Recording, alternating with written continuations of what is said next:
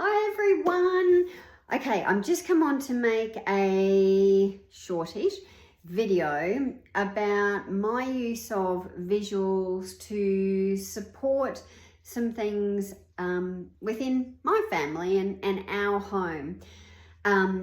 Lots of people say, oh, you need to use visuals.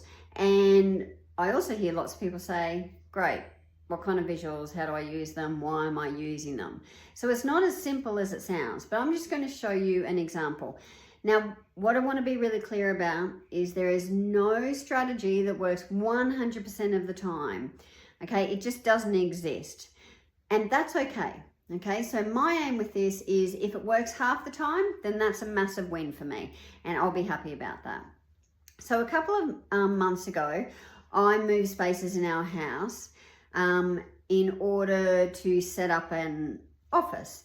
And the room I'm in, I share with my son, and here's what I call Legoland. I just want to show,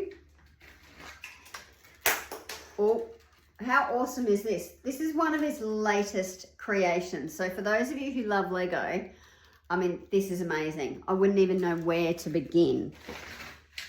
But that was getting sidetracked. So, as I'm working here and it's school holidays, okay, and I'm not out of sight, out of mind, I'm very much in sight, so I'm very much in their minds. So they often come and chat to me. When I've got my headphones on, that means I'm with a client. They know they definitely don't interrupt me and they don't come in this room and they are out of the room with doors shut. However, I don't want to do that all the time. And so when I'm working on other things, I want them to be able to come in. I want my son to be able to enjoy his Lego. So one of the things that I'm trialing is a sign. So this is an example. So this is the open sign. And what this says is, yep, I'm working, but come and have a chat. That's completely fine. I also have a stop sign.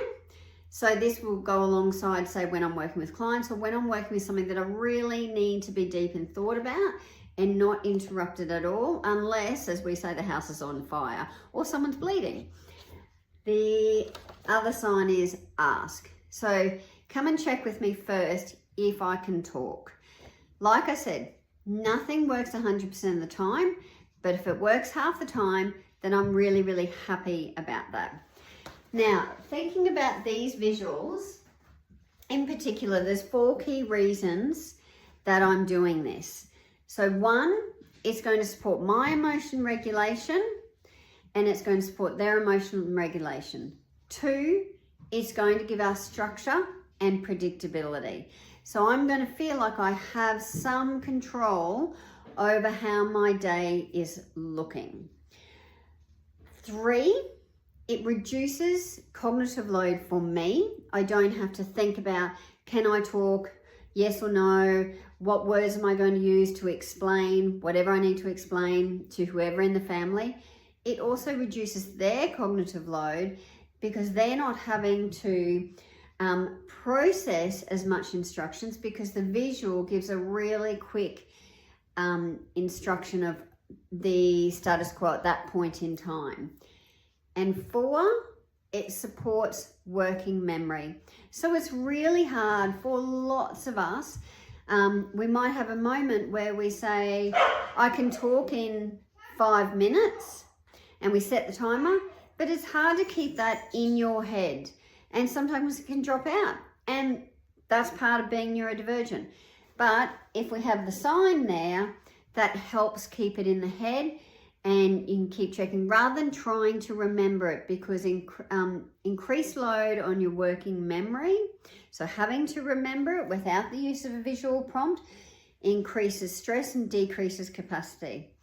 So these visual prompts I'm trying are for 4 key reasons to reduce stress and increase capacity. Thanks very much. Bye.